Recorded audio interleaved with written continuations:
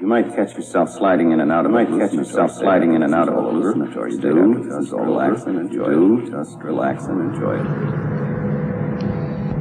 This is an experiment in mind formation. Information. Forming, controlling, operating your mind and your brain. We're using digital techniques to overload, scramble, confuse, unfocus your mind.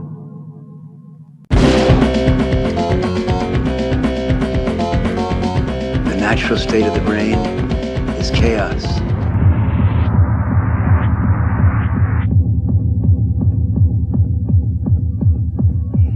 Chaos is beautiful.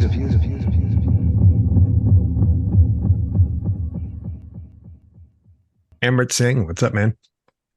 Hey, what's up, Justin? So glad to be here. Yeah, very happy to have you.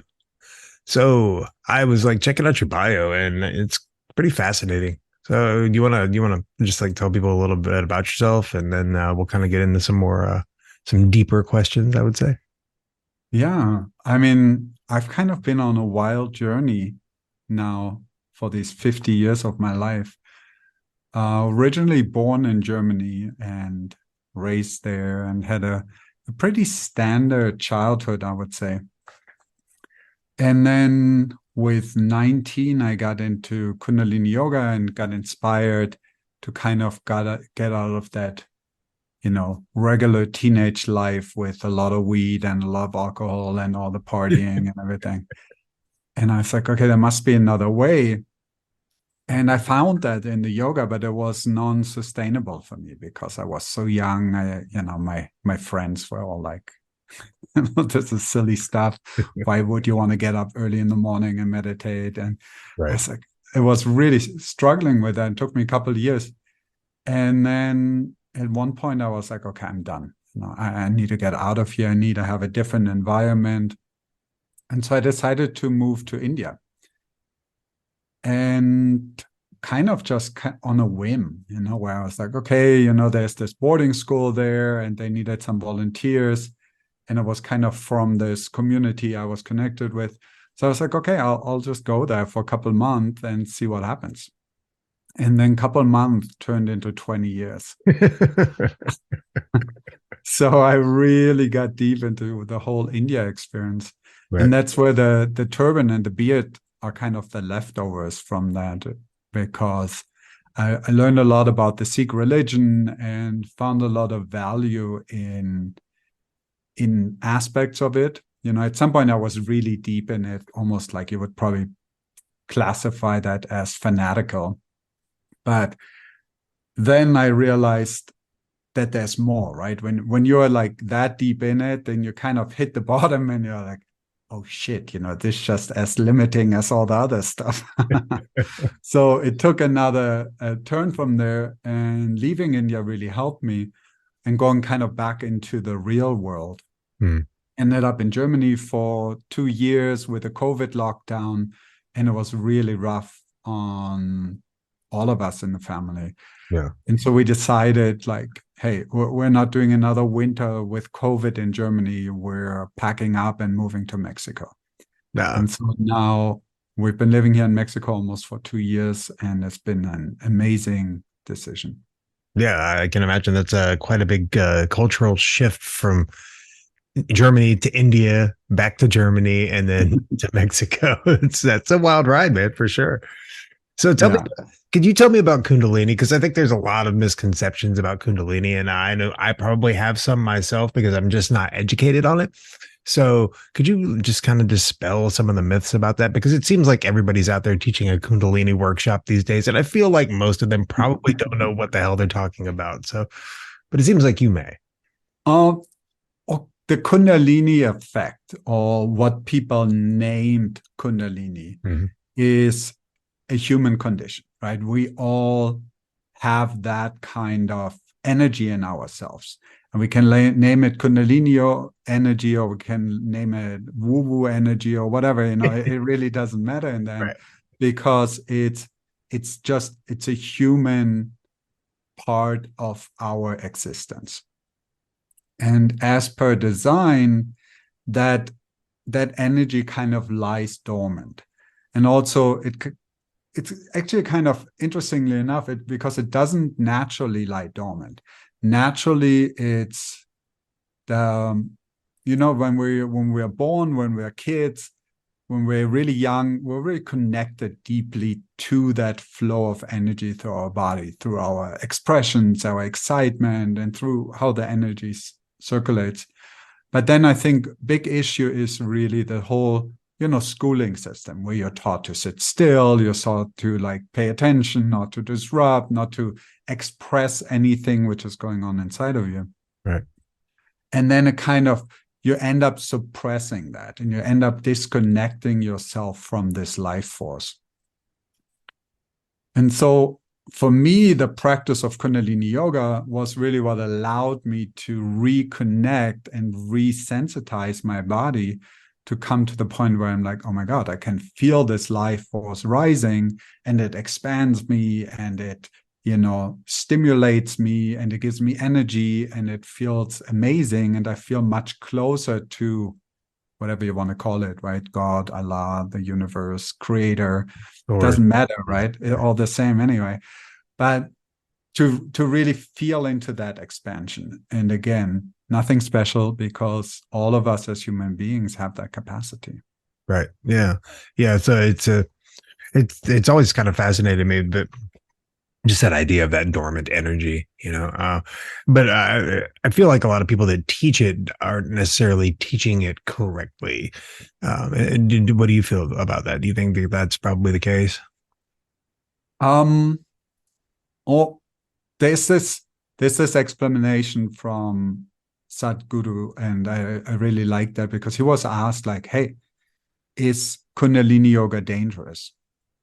And he said, oh yeah, it's the most dangerous form of yoga there is. And that's where most people's brains kind of stop, right? They're saying, oh my God, most dangerous form of yoga, you should not touch it. But how it is with the most dangerous, it's also the most effective. It's it's like a little bit like when you want to go from point A to point B, you can walk there, you can take a bike, you can take a car, and depending on what kind of vehicle you use, you get there quicker. And so Kundalini Yoga is kind of like the rocket ship. So yeah, going in the rocket is dangerous, but it also gets you there a whole lot quicker. So choice is yours, right? If you practice it in a properly aligned way with an instructor who has an understanding of how the energy flows, how to push yourself, what to do. Like, for example, like one of the biggest dangers is when people mix drugs and Kundalini Yoga. Because for example, what happens is, it's like a little bit like you're putting that extra high octane fuel into your rocket.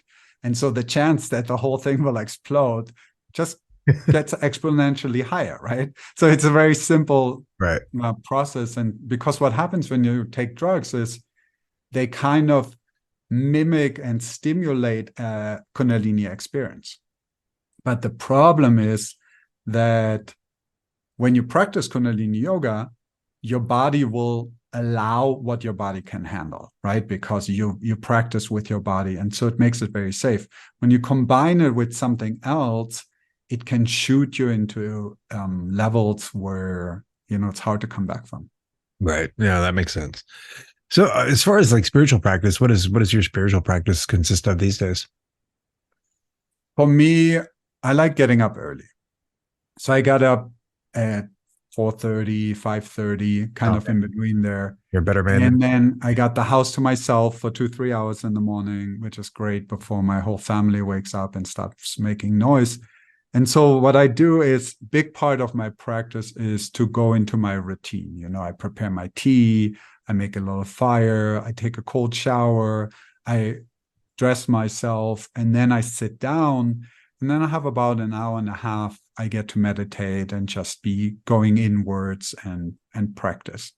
And so that's really been my rock for the last, 15, 20 years, where it's just non-negotiable for me, because I know when I invest in myself first thing in the morning, and I honor myself to the point of saying, like, like imagine a friend calls you up and say, hey, I need your help tomorrow morning, 5 o'clock. And you're like, oh shit, that's really early. But when you show up for that friend, right, that's real, right? Like you're really showing up. yeah, for sure. And so by me showing up for myself every morning in that way, it is an extremely powerful and gratifying experience of honoring myself. It's beautiful. Yeah, I man, the morning routine for me is very important as well, and that's always like as far as my spiritual journey and my path. That's always been like one of the biggest parts of my path, and it seems like mine's pretty similar to yours. Yeah, I get up, make the bed, take a cold shower, sit for an hour or so. It's actually interesting. I was sitting, a couple hours a day for years, and just recently dialed back on that for a little while. Took a little break. Was having dry practice for a while, and I was like, I'm just going to step away from that, and then just kind of bring my practice into the world more than just onto the cushion. And so that's kind of what I've been doing. But I've been getting back on the cushion lately. So as far as your meditation practice, like what kind of meditation are you doing in the mornings? Right now, I do two things. One is this morning prayer from the Sikhs, which is called Japji Sahib. Mm-hmm. And I have this extended version, which goes for an hour. And it's really powerful because it's something I've been practicing for the last 30 years. And so it's just really deeply connecting with my psyche, and just the sound of the sound current going gets me into that deep meditative space super quickly and easily. And so that's one of the meditations I do. And then the other thing I do is I have this little guided meditation from Joe Dispenza, which I tried out once and I liked it so much. So I've been doing it for 2 years every day. Yeah. It's just like, I like it. I'm going to do it again today. Right. So that's kind of my practice. Right on. That sounds cool. Yeah, I like Joe Dispenza's work. I've got a few of his books. He just seems to be pretty knowledgeable, as far as, at least as far as I can tell, anyway. Yeah, so, I think he's done a lot for the world of spirituality, and to really, like bringing it more into the mainstream. I think it's some amazing work he did. I would agree, and it definitely seems like it's becoming a more mainstream thing, at least as far as like Eastern spirituality. I think is becoming more popularized in the West. What do you feel about it? You think so? Oh yeah, big time. I mean, just that we are having a conversation like this today, right? was not really a thing 30 years ago. I remember when I went to yoga class, people were like, "You're going to what? Yoga? What is that? Gymnastics? Or what are you doing?" I mean, I was, for the first 5-10 years, I was always the only man in the class, right? Even that has changed today, where you have like, just as many men show up for classes. And there was always this weird thing, right? And then when I started putting on my turban and having a beard, it certainly added to the weirdness factor. But for me, it was this deep journey to really find myself. Yeah. I can pretty much say the same thing, right? That was the intent of my spiritual, the initiation of my spiritual journey, so to speak, for sure. So for somebody who is, say, new on the spiritual path, what would you recommend to them? I would recommend slowing down, stop reading so many books, stop listening to so many gurus, stop getting excited about all the stuff which is out there, and really recognize that you're a spiritual being having a human experience, and not the other way around, where you as a human need to go find spirituality out there in religion or in a guru or in the newest fad or the newest breath practice or whatever it is.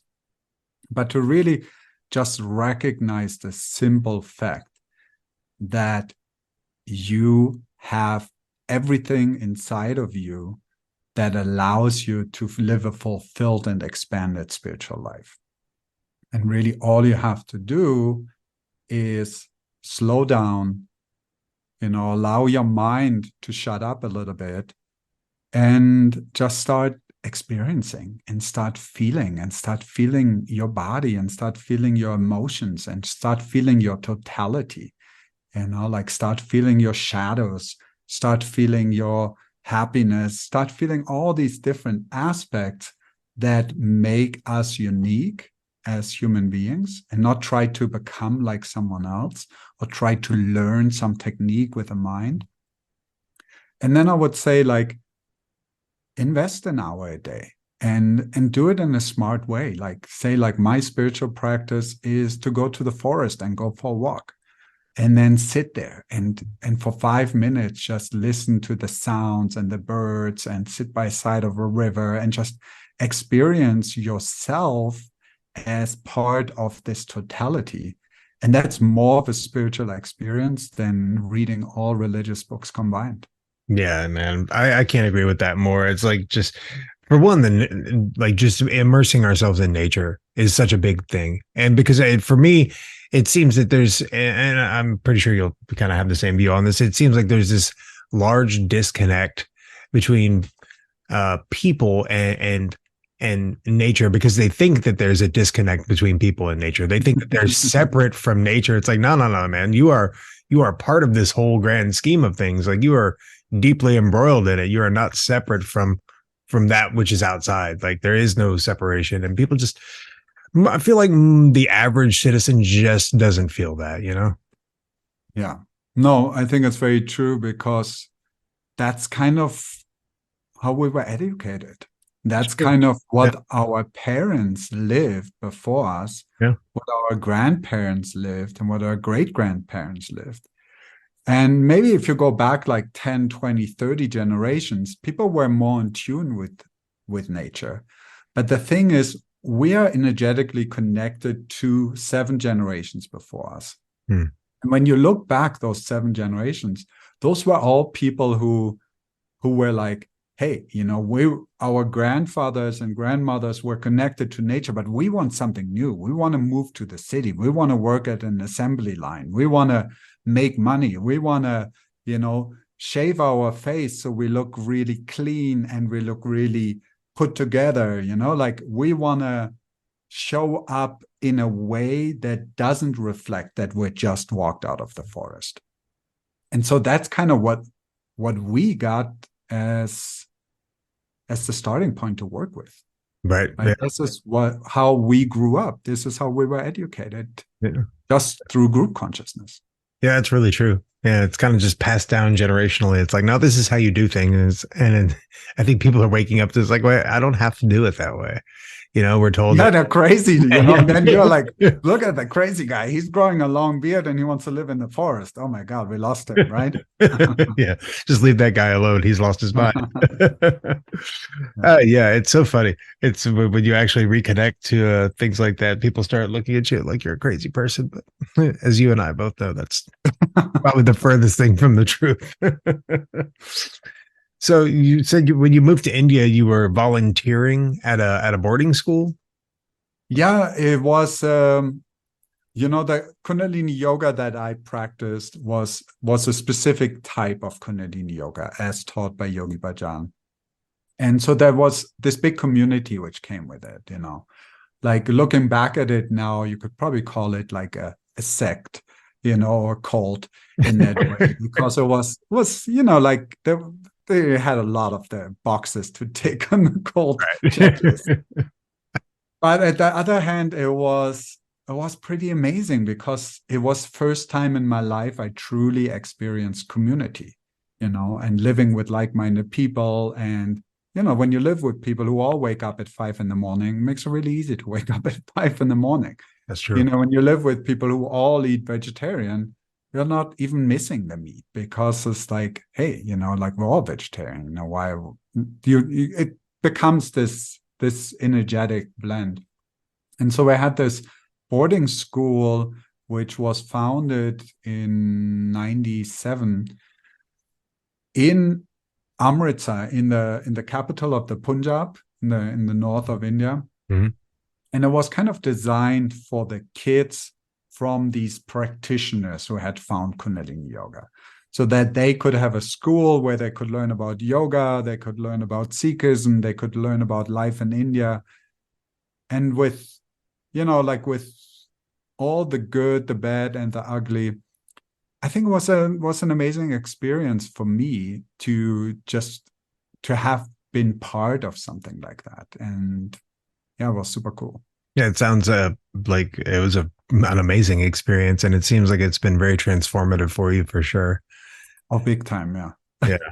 Yeah, I could tell. I can imagine you didn't have, as you said, you didn't have the beard and the turban before that. So exactly.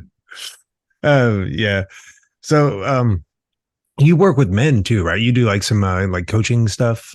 Yeah. Oh, that's when I realized, after I left India and my life kind of reset, and I was like, okay, what's next? What's the next big thing for me?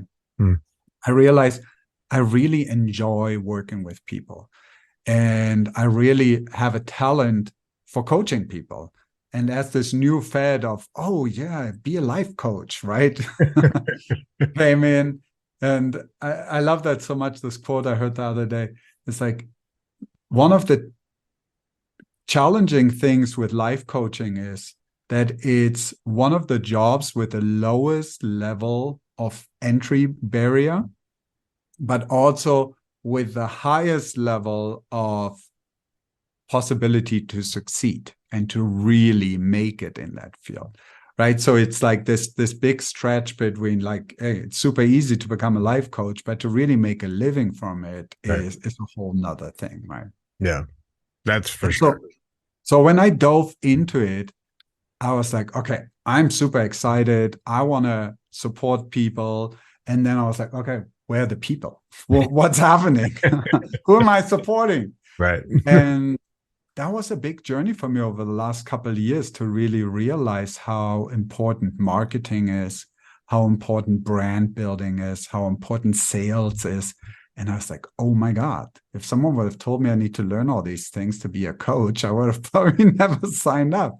But at the same time, it allows me now to connect with new people, to get involved in people's lives and really make an impact.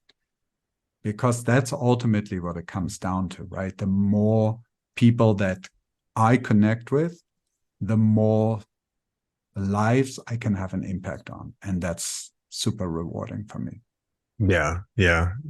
I've kind of had the same experience, because I do a little one-on-one work myself, and I found kind of the same thing that you did.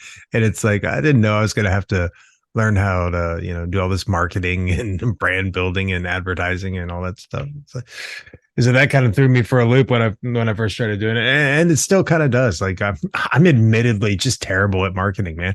Like that's like my biggest hang up is like I'm just terrible at marketing. Probably help if I was back on social media though. Possibly. Probably. I had to take a break from that stuff, man. That's just gets so toxic sometimes. It does. Yeah, exactly. Especially when you consume it. Yeah. It's rough. And the pull to consume it is so strong. It's so easy to just go pick up the phone and look at the whatever. But so trying to stay away from that as much as possible. And I got to be honest, man, since I got off social media, it's been about a month now since I just haven't used it at all. And I'm just much happier. I got all in all, just a greater sense of well-being, being off of social media. But yeah, there's that double-edged sword. It's like, yeah, I feel better being off of it, but also my business is suffering because of it. So, gotta take what you want and leave the rest, I guess. But so as we were talking about, you work with people in a coaching capacity, and I noticed that you work with men who may be having issues with their relationships. Could you tell me a little bit how you got into doing that?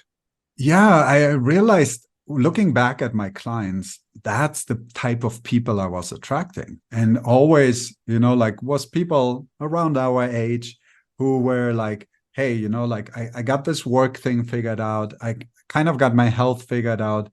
But the one thing I can't get a handle on is how to get along with my wife, and, especially if you have a family, it's like, these are solid men, right? They're committed to their wives. They're committed to their family. They're committed to wanting create that safe space for their kids, creating that safe space for their home. That's really important to them because they really feel in that role as a provider.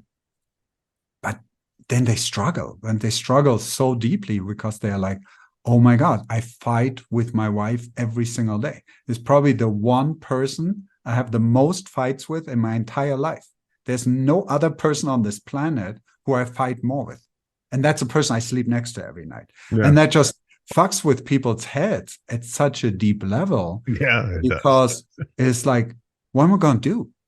You know, just like clunk it down and say, okay, only 15 more years of prison sentence. And what it does, it starts dimming their light. You know, they start closing down, they start disconnecting from their emotions, they start losing the joy of life. You know, there's suddenly no purpose anymore. There's no purpose in just making more money. There's no purpose in anything. And they're just like, fuck, you know, I'm ready to jump off a bridge because it's like, then at least, you know, I got an out.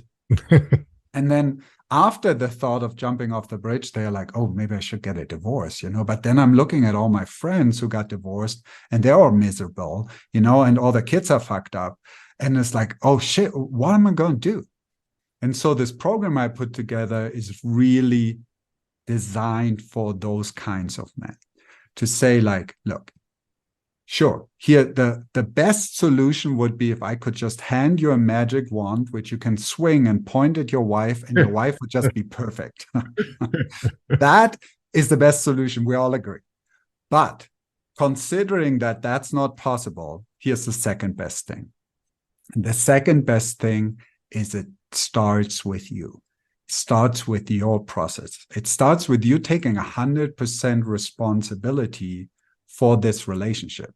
Not 50%, not 60%, but 100%. And you say, I am fully responsible where this relationship goes.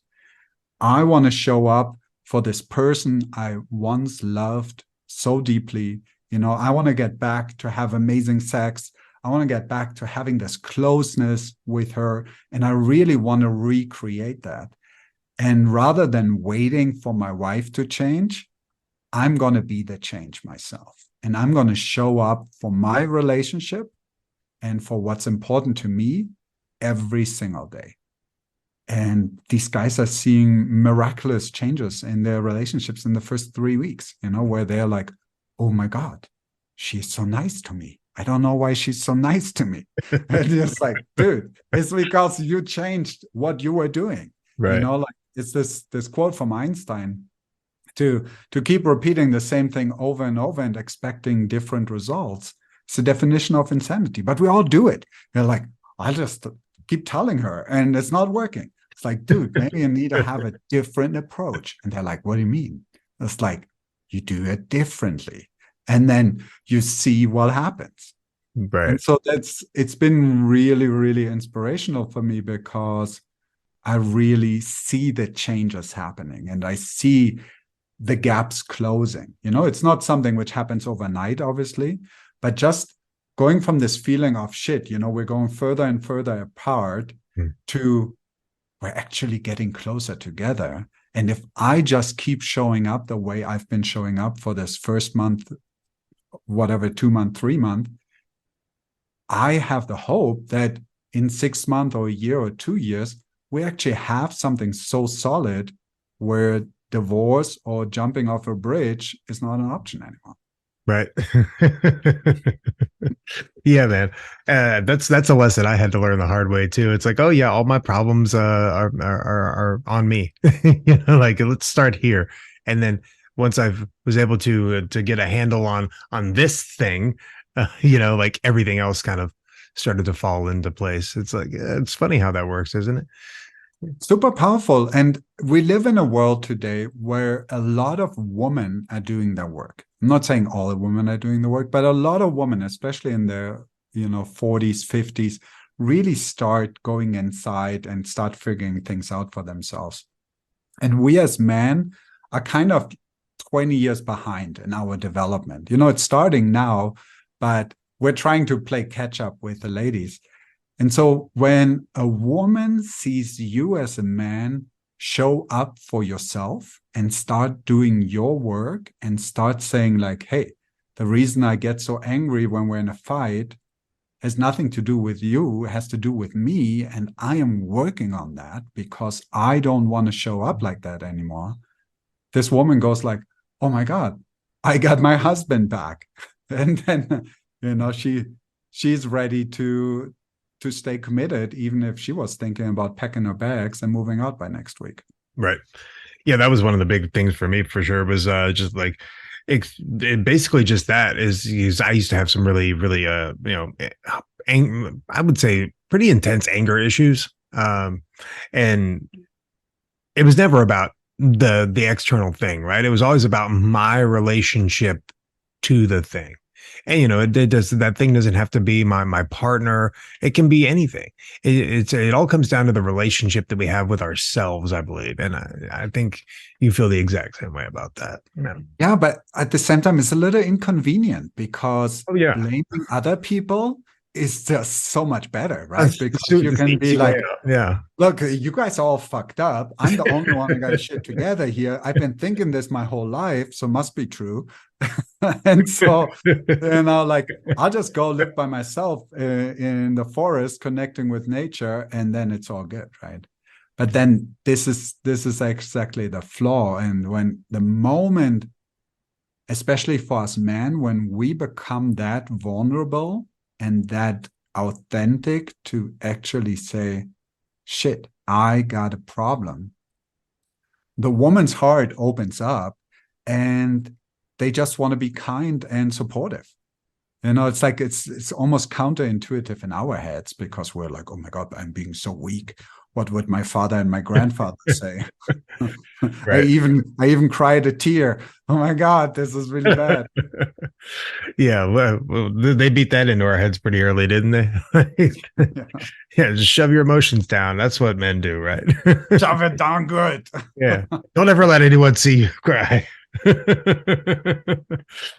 Fortunately, I didn't believe any of that shit. Good. Yeah, I didn't buy into that deal. Fortunately, that was the problem, is I didn't buy into it, and for a long time I just expressed freely, and I had to learn to not do that. So like, I had to learn to feel my emotions but not react to them. That was the big shift for me. It's like, well, just feeling everything completely, but taking that time to slow down and respond rather than react to a situation, rather than just that first knee-jerk reaction to the unpleasant, is to just say, okay, right now it's like this, and just move on. And that was it's one of the reasons why we as men react so easily, right? And go into anger and go into, this heavy expression of energy. It's really because we don't allow ourselves to feel what's truly going on. So by yelling and screaming, at least we're giving ourselves that little outlet of, oh my God, I feel so much better, like, sure, I fucked everything up and everybody else is crying, but I kind of feel better. So thanks for that, people, right? Yeah. It's like, I might have completely destroyed my life, but I feel better in the moment, so it'll be fine. Yeah. Yeah, and I don't think that moving to the woods by yourself is a solution. I feel like that's probably a cop out. It probably is. Yeah, my teacher always spoke about that marriage is the highest form of yoga.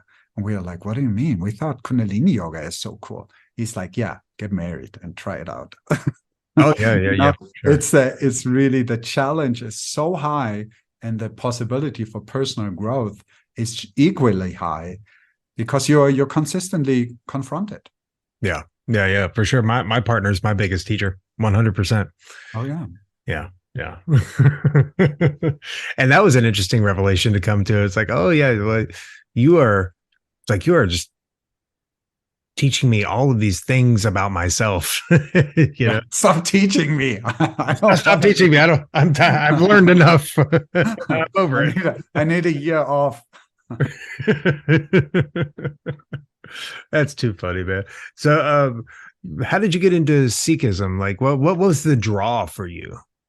Like the Kundalini Yoga because a lot of people who practice Kundalini Yoga were on the Sikh path, and they kind of combined the Sikhism with the Kundalini Yoga, and it was kind of a nice fit because the mantras were coming from the Sikhism, and there was a lot of overlap and a lot of connection, because ultimately these tools like the beard or like the long hair or the turban covering it up are really old yogic tools. There's not really like a Sikhism thing. Sikhism is around for 500 years, but these techniques have been around for thousands of years.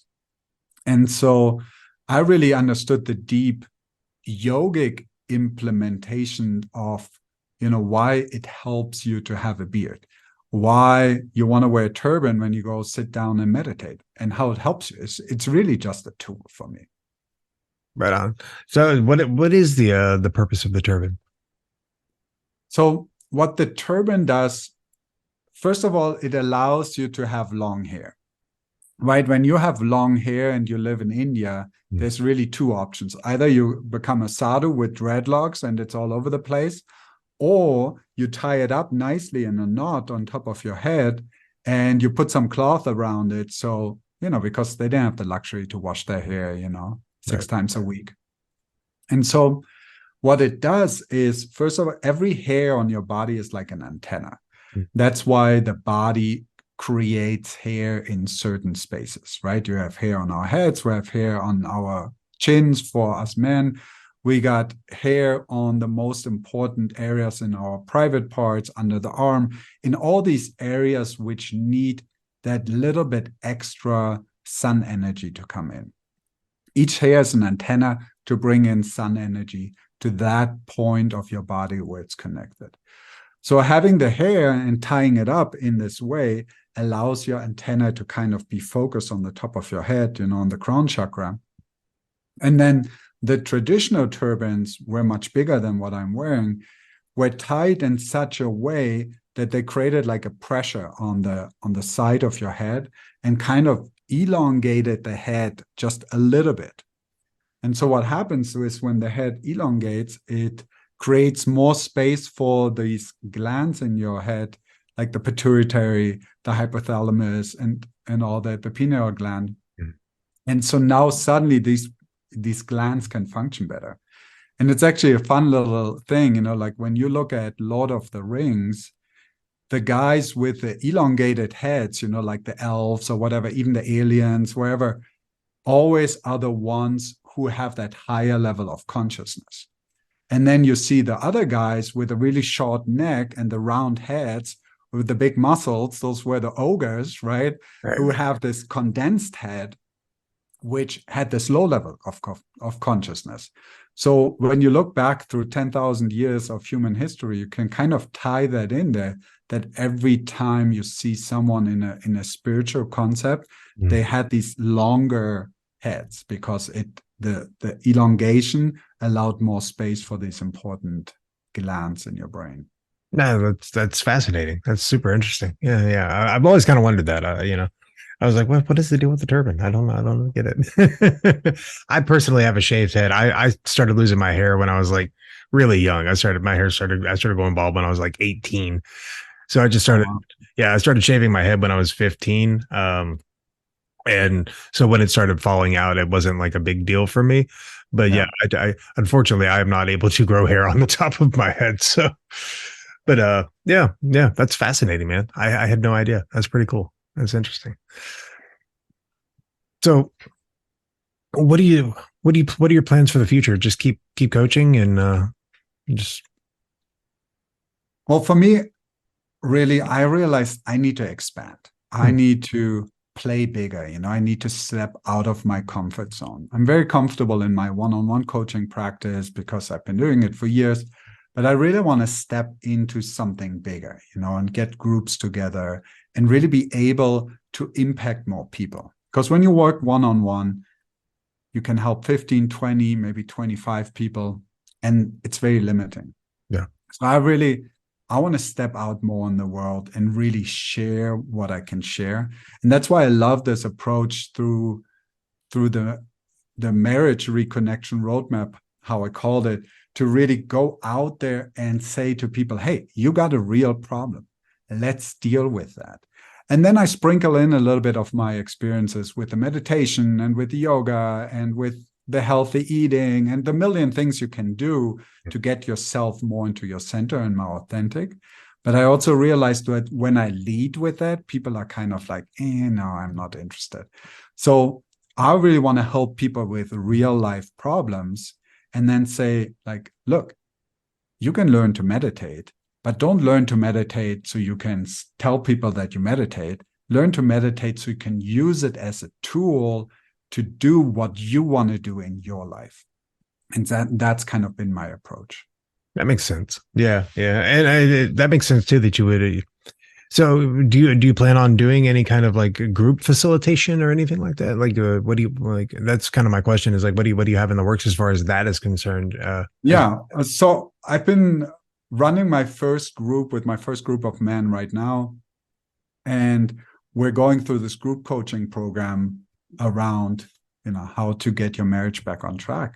And it's been super powerful because I realized bringing people together in a group actually enhances the energy of everybody.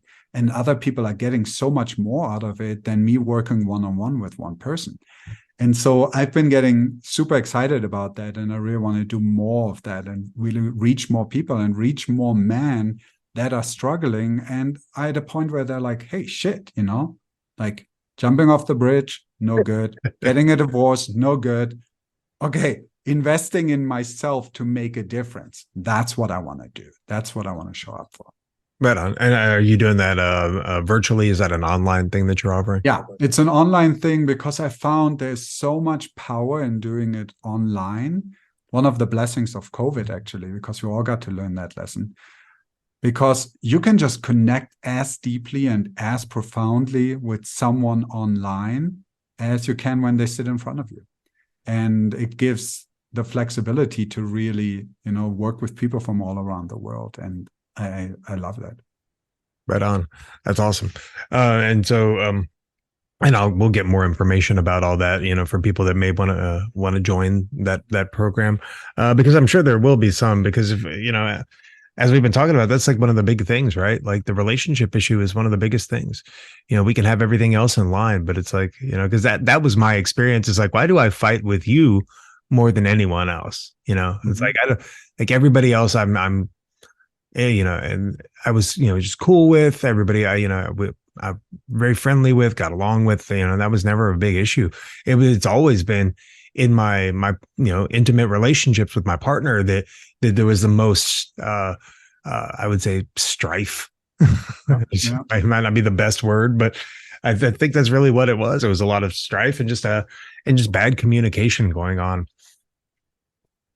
Yeah, 100%. And for all of us, that's the thing. And especially when kids come into the mix, suddenly you're so busy driving them to soccer practice, picking them up from school, making money, getting the house clean, doing, like, by the end of the day, both partners are completely burned out and exhausted.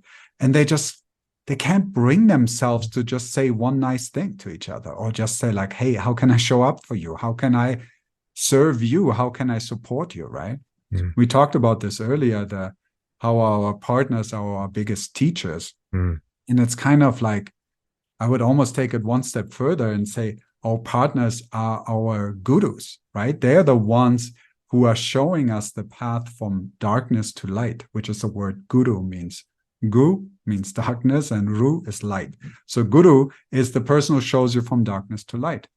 And so to really accept our partner at that level as a guru and start serving them how I would serve my guru, how with deep reverence and really showing up and a lot of respect, that's really where all the change happens. Yeah, that's awesome, man. And that's been my experience as well, for sure. It's like you really have to put that level of care into it. And but as you said, it's just so easy to get wrapped up in all this stuff, especially, when you've got to make money, you got bills to pay, you got, as you said, soccer practice and all these other things going on. It's easy to it's easy to lose sight of that, right? Yeah, totally. I think that's the easiest thing to do. I'm a Dharma practitioner myself, and Sharon Salzberg has that lovely quote, like, mindfulness is a wonderful practice when we remember to do it. I love that. And that's like the biggest thing. It's like, because all we do is just fall back asleep. And it's so easy to just fall back into that state of trance, so to speak, and just get lost in your daily ins and outs, And it's also very comfortable to get lost in that trance, because it is uncomfortable to say, I want to show up. I want to do something different. I want to serve. I want to uplift those people around me. It's a lot of work. It's much easier to just go like, whatever, I'll just open the bag of chips and, kick back, watch some Netflix and be comfortable. Right. Yeah. And that is certainly the easy way out. So as far as you said the word serve. So do you do any kind of like service work as far as like for community-based stuff or anything like that? Oh, what I love to do is I love to serve each person that comes to me, and everybody, no matter, if they have money, they don't have money. I want to make a commitment to show up for every human being that comes to me. So I want to make this offer here on the podcast too. If anyone says like, I want to know more about this, I want to learn about this, I'm happy to give you an hour of my time, no strings attached. Worst thing might happen is you end up on my email list or something. But, to really just show up as another human being to serve you. And then, yeah, sure. If you say afterwards, oh my God, this was amazing, I want to hire you, that's great. But that's not why I'm doing it. I'm doing it because I want to serve more people. So I hope a lot of people take advantage of it, because I do make this offer quite regularly. And you would be surprised. No one reaches out and no one goes like, oh yeah, an hour of your time for free? I'll do it. Right. But people don't take advantage of it. So that already tells you a lot where people's mind is at, right? Because they're like, shit, if I do this, I kind of have to look at the fact that I need to make a change. Yeah. Right. That's why I show up in the first place. And then when it comes to like, hey, do you want to, go deeper? And they go like, maybe I shouldn't. Right. And then all these things come, and then they just stay comfortable. Yeah. And so again, if you're brave, you want to be uncomfortable, I'll be happy to serve you for 1 hour with my time. And just reach out to me. I mean, it's so easy to find me. You can find me on Instagram, on TikTok, or whatever, like today's world.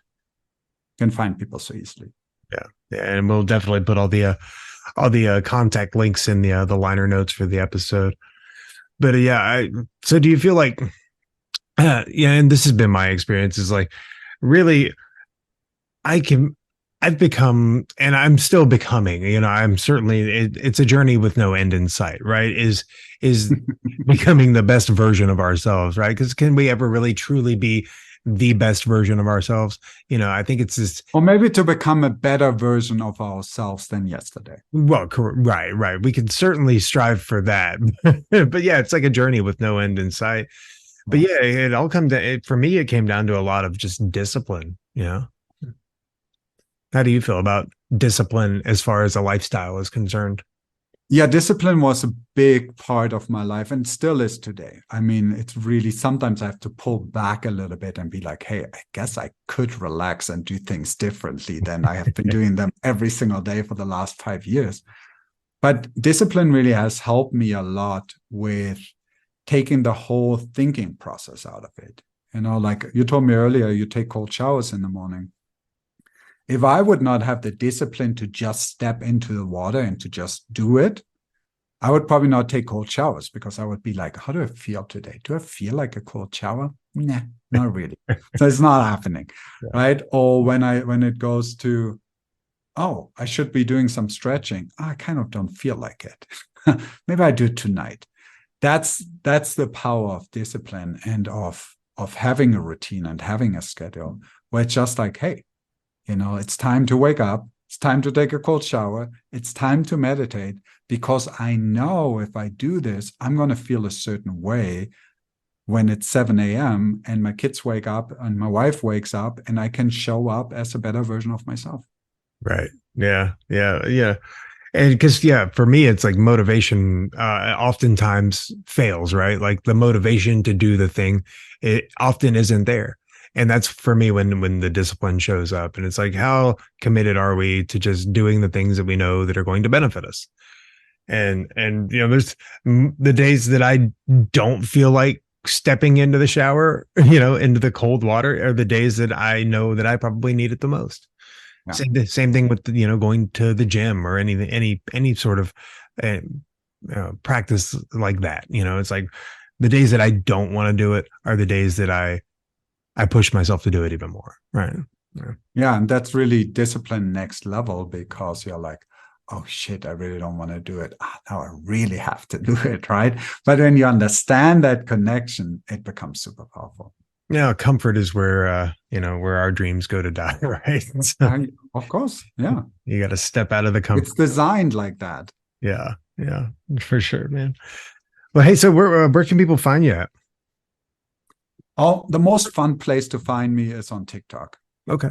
Because I like posting videos on TikTok and I have a lot of fun there. But you can also find me on my website. You can find me on my Instagram, on Facebook. You can put all the links below.